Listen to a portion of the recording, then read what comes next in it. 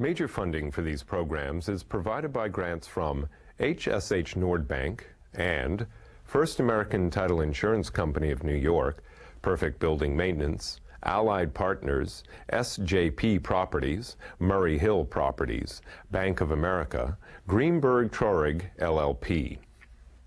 Additional funding is provided by grants from Arbor Realty Trust, Antares Investment Partners, Athena Group, BRT Realty Trust, Burden LLP, City Habitats, City Investment Fund, Cushman & Wakefield, Eastern Consolidated, Essex Capital Partners, Herbert J. Sims & Company, Herrick Feinstein LLP, Helmsley Spear, Jackson Development Group, James D. KUHN Real Estate Institute at Syracuse University, Kilroy Metal Products, Massey Knackle Realty Services, M&T Bank, Meridian Capital Group, McSam Hotel Group, Newmark Knight Frank, Moinian Organization, Must Development, Palin Enterprises, Rosenthal & Rosenthal, Signature Bank, Sidney FETNER Associates, Sutphin Properties, Stonehenge Partners, Studley, Triangle Services, WITKOFF Group, Extreme Contracting and Deconstruction.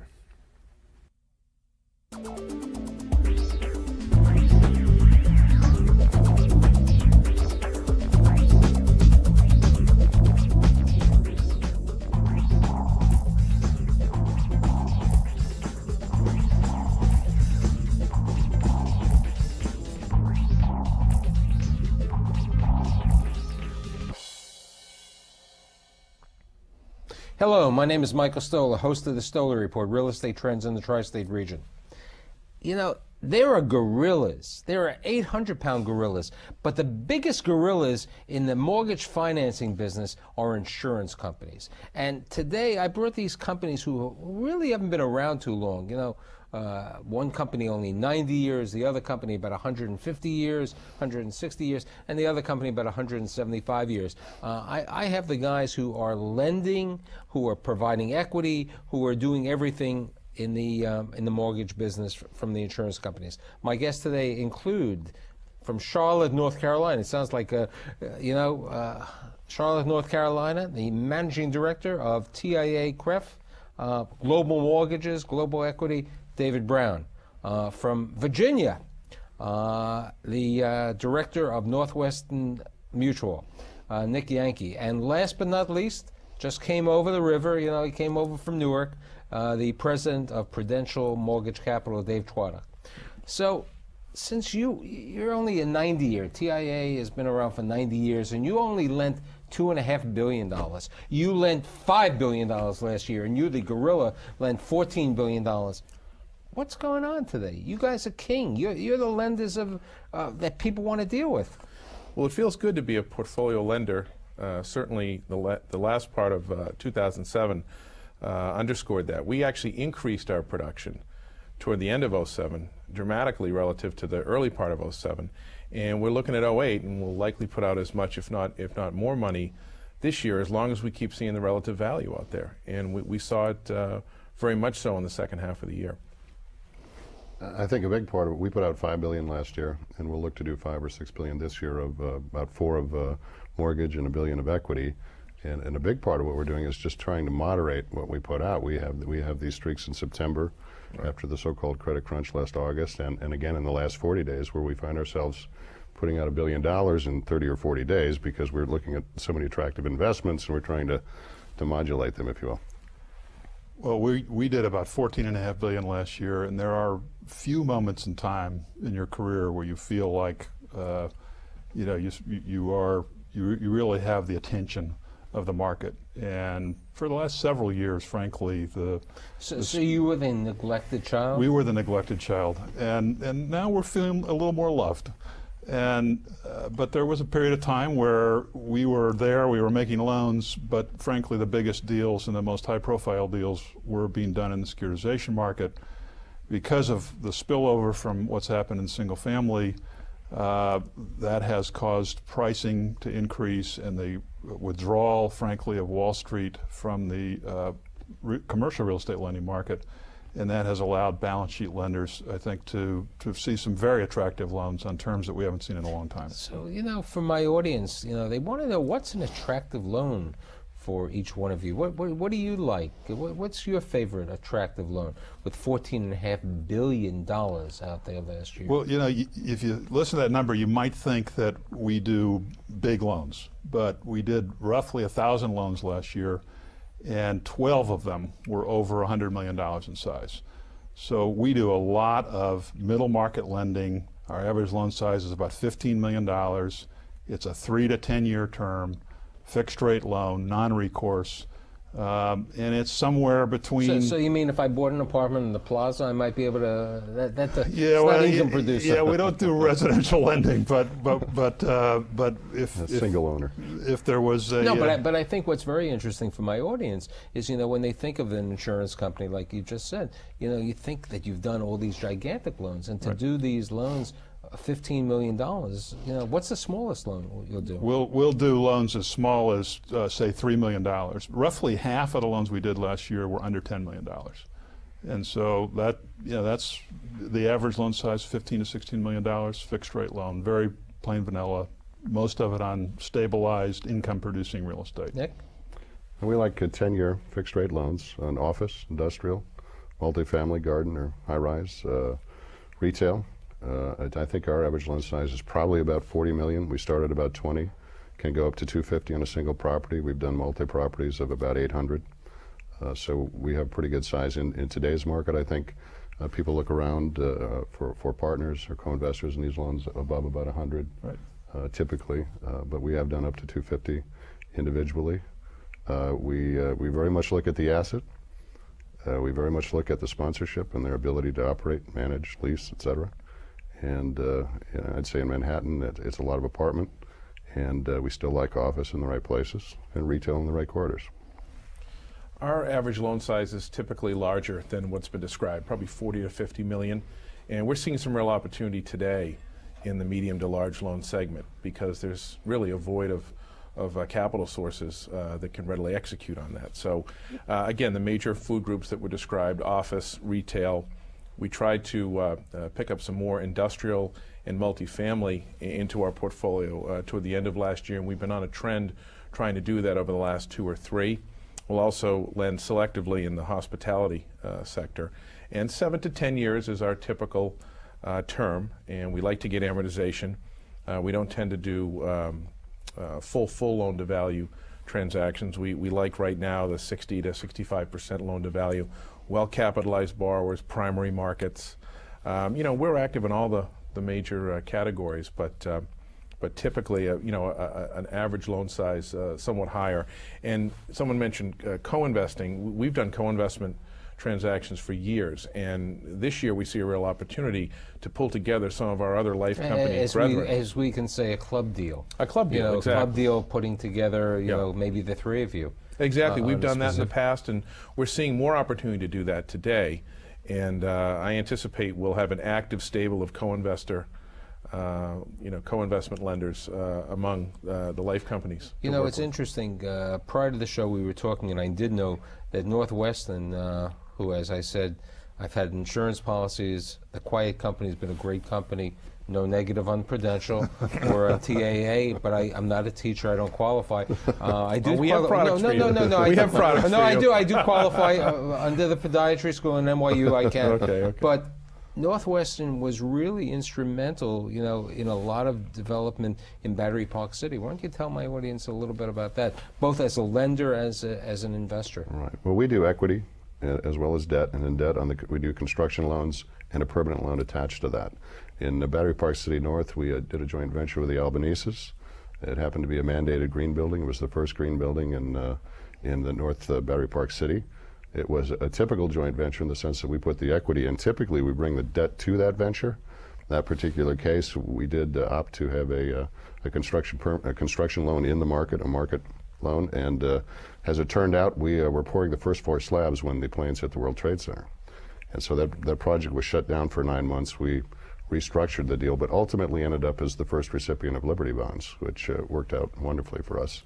We did a second building called the Verdesian, which was just platinum LEED certified, And same thing occurred there with the Liberty bonds. So that's a situation where we invested equity in Manhattan with the Albanises. But you've also been involved with Jersey City. I mean, Newark is near Jersey City, but and you even used to work in Newark one time before you moved to the South. You became a Southerner, but still talks like a Northerner. I know he does. But Jersey City has, over the last couple of years, and you're heavy into. What do you think? What's so good and what's positive these days about Jersey City? It's a great office market. It's a great residential market. What's your thoughts? We have done residential and office lending in Jersey City, for pretty consistently for the last 10 years, and it's a lower cost alternative for both corporations and for residential tenants. It's easy access to New York City. And we've had terrific success with our lending programs in Jersey City, and as well as some of the equity investments we've had. So it's been a good market for us. It's been great for us. I think we've done about $600 million in Jersey City since probably the early 90s. 3 or 4 major towers, which were credit deals, Chase Manhattan in those days, UBS, et cetera. So those buildings did well, even in a little downturn in the market after 2002. We have an equity over there in Liberty Towers with Fishers. So it's been a great, Sam Lafrac used to say it's the 6th borough. And I think he was correct in that regard with regard to mass transit, the affordability of that market, both office and apartments. Lafrac brought that market up in a big way, and we've done residential as well as some office there. And we're active today in Manhattan and in the New York market. Obviously, it's a primary market. It's growing, and we're looking at all the sectors here today. But let's talk about New York. Office buildings last year, 450 Park Avenue traded for $1,540 a square foot, the highest price per square foot. In today's market, 650 Madison Avenue may trade for about $1,180 a square foot. On these type of deals, before you guys came back heavily in the market because the securitization world died, would you look at these type of deals? Would you look at a deal where the acquisition cost, especially with what you said before, when you build an office building in New Jersey City, you're not talking $1,500 for replacement cost. Would you look at these type of deals? Well, I think one of the big constraints for anybody that's holding an asset on their portfolio is how much of a single asset they want to have in a single location. In our case, $200 million, for an office building is about the most we'd want to have on our books. These deals are billion-dollar plus deals, so the financing, it needs to be $500, $600, $700 million. Those deals today would have to get done through a club of portfolio lenders rather than through any individual lender. But couldn't you be part of that club? Well, I was going to say there's another way to look at this as well, because I agree with what David said, that we have a single asset limit as well that we like to try to stay in well within. And 2 or 3 years ago, one of the ways you could participate in a transaction like that is there'd be various tranches, if you will, or levels of participation, senior pieces going up into junior pieces, and then mezzanine pieces. And so what we would do is look at those transactions and decide, we really wouldn't look at the loan to value as much as the coverage, the actual debt service coverage, because that was really the governing constraint. You could see a transaction at the last dollar leverage being represented at 65% loan to value, but you might have break-even coverage. So we would try to be in a more senior position in that debt capital stack, and in that way take a meaningful slice, but not necessarily the whole loan. And we would have subordination behind us. So we found that was an effective way to play in reasonable bite sizes. But obviously that the pricing has to be right, and you have to feel comfortable with the coverage and who else you're with. So that's another way to do it. And the other would be a club deal with, say, 2 or 3 lenders. And I think increasingly that in 2008, we're going to look to hopefully see more of that, a simpler structure, with like-kind lenders, and, much easier to service and to administer. Prior to the show and even at the beginning of the show, it sounded to me that the flavor of the 2008 is multifamily. Why do you like multifamily? What reason? I like multifamily, but for my audience, what makes it attractive, multifamily? Well, from our perspective, and we have looked at sort of the performance of different types of properties over a long period of time, multifamily, from a valuation and a cash flow standpoint, tends to be the most stable, along with sort of distribution warehouse space. And so as a lender, you don't have the upside on the property. You have some of the downside. You're looking for stability and value and cash flow.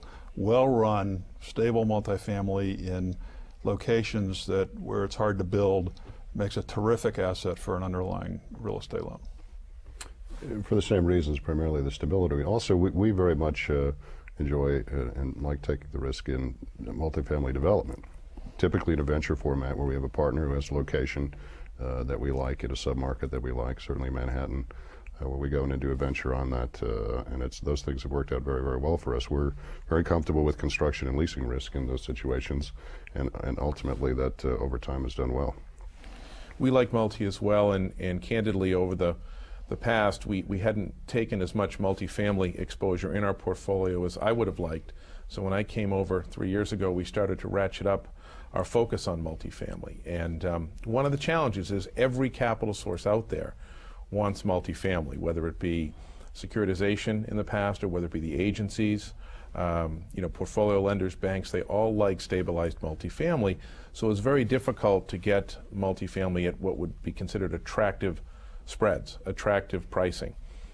So what we tried to do was develop construction permanent programs, pre-stabilized acquisition, kind of renovation programs, things to, products, if you will, that would capture multifamily before it reaches the point. Right, but from what I heard before, prior to the show, is both you and Dave really don't like doing multifamily from the ground up on the construction level, while Nick will do it. That's a good portion of his business. We will do it. We just do it selectively in scale in major markets where there's supply constraint. I mean, we don't tend to do it as a large program. We tend to do it more surgically. So if I had a good multifamily in Williamsburg, in Brooklyn, in a hot neighborhood. I sense a deal is coming. Hey, it's part of the show. You'd look at it. Yeah, exactly. With a good sponsor. I mean, I think the rules of 2008, from what I'm hearing, and I don't want to put words, are sponsor, amount of equity in the deal. Correct. And cash flow coverage. Real coverage. And amortization. Amortization in the deal. Retail. Everybody likes to shop, but the economy is not in the best of shape today. What's the feeling? I mean, I know that you guys have been in the retail, Queens Plaza, Queens Center, Staten Island Mall, and the Staten Island Mall. But the Queens Center is the most successful mall in the country, next to maybe Hawaii. With the economy having a little difficult times, how are you looking at the retail segment? Well, I think it's been difficult in the last 5 years for us to attract good retail assets. A lot of them have gone into securitization structures, particularly the larger ones. But I think the way you look at retail in this market or any market is that it's not just sort of what the current tenants in place and the current picture. It's what do the demographics look like around it? What are the demand drivers for space? If you get the right retail property in the right market with a good operator, even if there's turnover in tenancy, which there always is, particularly in a recession, you have bankruptcies, you have tenants that go out of the property. But if you have a relatively dense infill location with good demand drivers, it'll be a great piece of property with a great underlying cash flow forever. And it doesn't matter how the economy does. We at one time owned half of the Short Hills Mall when all 4 anchors were bankrupt. But the Short Hills Mall is still a great asset. It was even then. We've been a dominant player in the regional mall business for a long time. And I would say of late, we've increasingly just been trying to be very selective and refinance the very best malls with some of the clients. You mean you don't like the malls with the Sears and the Kmart's? Oh, no. Sure, In the right absolutely. marketplace, that might be a perfect mall. The issue for us is more, you pick a given market and you try to find the best operator. You do repeat business with those operators. And one of the challenges, we talked about loan size, is to finance an entire regional mall transaction for the first lien position. You're looking at hundreds of millions of dollars for these dominant regional malls. So increasingly we've had to look at ways to either co-invest or take a junior piece of the debt stack in one of those malls because we believe in the operator, we believe in the mall, but we want to diversify across other holdings. We like malls nationally, but we do a lot of regional malls, but in the last 6 to 10 years, let's say, with the advent of REITs and unsecured debt, et cetera, insurance companies fell out of favor. Unsecured financing was very, unless there was some issue on a mall, a partnership issue or something of that nature. But our theory has been there's sort of 3 divisions in the mall world. There's a third of the malls that dominate their markets, whether they're a Sears or a Neiman Marcus. There's a third that do okay, and there's a third that probably never should have been built. And so our strategy very much has been to stay with that top third tier and stay with those malls and do what we can. But again, insurance companies haven't been the dominant choice of mall owners over the last 7 or 8 years. That may change. But with regard to the New York area, I mean, as I said, like in multifamily, the flavor of the years or the past couple of years is like Whole Foods and Trader Joe's. I mean, you can't walk in, my office is in the Time Warner Center, and from 8 o'clock in the morning to 11 o'clock at night, there are 60 to 80 people online. This is an interesting phenomenon. As opposed to a mall, would you take a regional or small strip shopping center where there's a Trader Joe's and or that type of market, or are you comfortable with the small risk? Yeah, I mean, community shopping centers with that are anchored by a dominant grocery store. That's a core part of what we would do in retail. And in many markets in the country, they're the national chains. But in some of these these more infill markets, more densely populated markets, you might have a specialty. Like Wegmans in New Jersey, correct? Yeah, we like grocery-anchored malls or strip centers in a lot of markets around the country, but particularly New York, where it's hard to find sites. Right. Hospitality. One time, Prudential was king. I mean, you probably owned half of the Hyatt hotels. You were the market in ownership and interest in lending. Hospitality, as Nick, Northwestern doesn't lend on them, but in hospitality, each day there's a new customer. You got to start to register again. Right. What's happening today? How much of the $14.5 billion you lent last year, how much went to hospitality? We do somewhere between 5 to 10% of our lending every year is in hospitality. It is the most volatile asset type in terms of cash flows and valuation. So when we finance it at a lower leverage level than we do for other property types, and we're perfectly comfortable with that. Generally, the spreads are higher. You get paid a little bit more for taking the risk. But we at this point in the cycle, it's a riskier bet because it's the first thing to take a hit during an economic slowdown. So we've got to be a little bit careful with hospitality right now. Similar percentages. We'll endeavor to do 5 to 10% of our program in any given year in hospitality. The challenge has been in 2006, it really started in late 05 and into 06 and continued into early 07. The premium you would get, the pricing premium, if you will, the additional spread you'd get to do hospitality was minimal. And you've got operating risk, you've got cash flow risk, you've got, if you will, an aggregation of risk in that particular property type that is different from all others. So as a result, we struggled to find relative value, and we didn't do as much of that business. That being said, we did 2 or 3 deals last year we felt good about. And 2008, I think we're going to continue to look for those transactions, but we're going to be very selective. We're going to have to cull through a lot. And my sense is it's going to be an existing property, not new construction.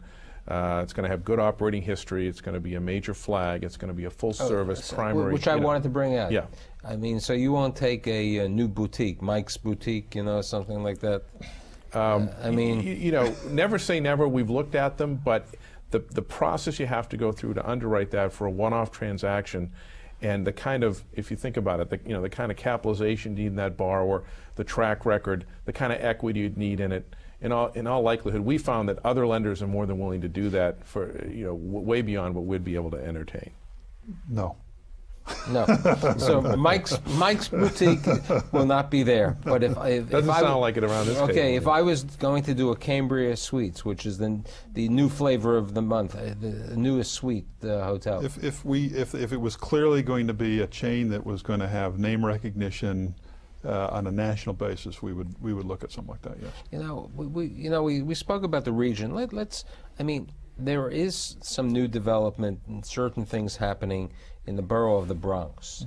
I know you need a passport to get there because you left New Jersey, but any opinion of what's happening? Because there is a need for multifamily in the Bronx.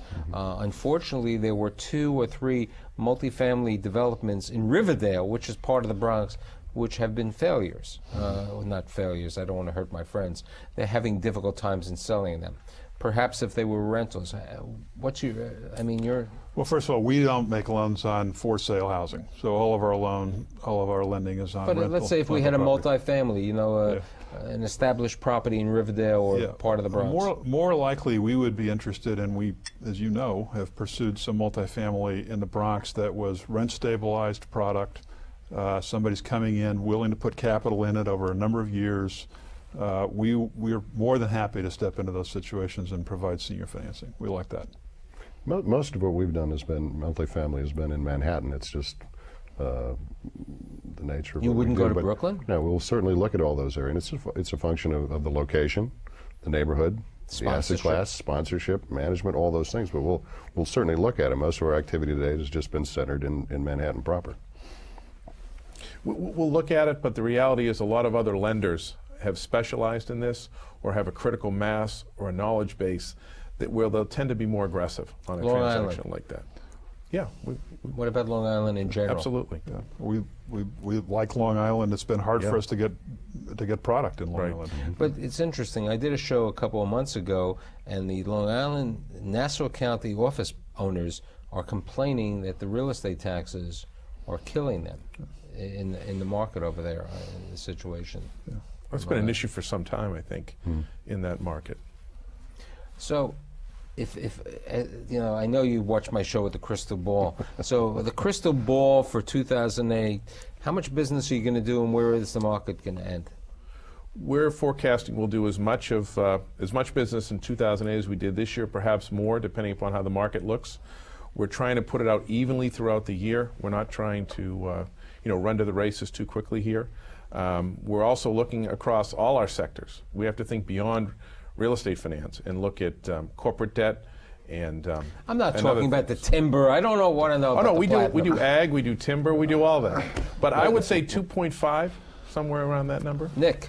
We'll put out $5 billion a year or better. I think we'll like you, we'll attempt to moderate it throughout the year, but it's just we're not doing anything different than we've been doing, except we're seeing more deals, higher quality. I'd say 11 to 12 billion, down primarily because we've traditionally done a fair amount of lending for securitization, and that market is just dead right now. I'd like to thank the 3 850-pound gorillas of the insurance industry for being here, providing me a very interesting show. David Brown, Nick Yankee, and Dave Twarduk. Next week, we leave the insurance and we talk about green buildings. See you next week.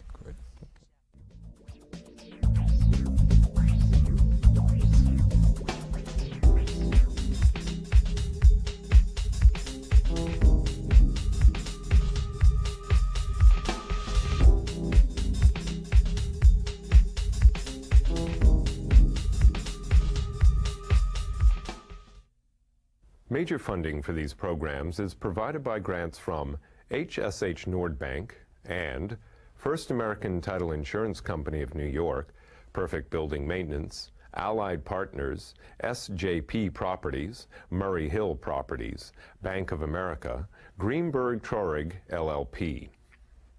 Additional funding is provided by grants from Arbor Realty Trust and Terry's Investment Partners, Athena Group, BRT Realty Trust, Burden LLP, City Habitats, City Investment Fund, Cushman & Wakefield, Eastern Consolidated, Essex Capital Partners, Herbert J. Sims & Company, Herrick Feinstein LLP, Helmsley Spear, Jackson Development Group, James D. KUHN Real Estate Institute at Syracuse University, Kilroy Metal Products, Massey Knackle Realty Services, M&T Bank, Meridian Capital Group, McSam Hotel Group, Newmark Knight Frank, Moinian Organization, Must Development, Palin Enterprises, Rosenthal and Rosenthal, Signature Bank, Sydney FETNER Associates, Sutphin Properties, Stonehenge Partners, Studley, Triangle Services, WITKOFF Group, Extreme Contracting and Deconstruction.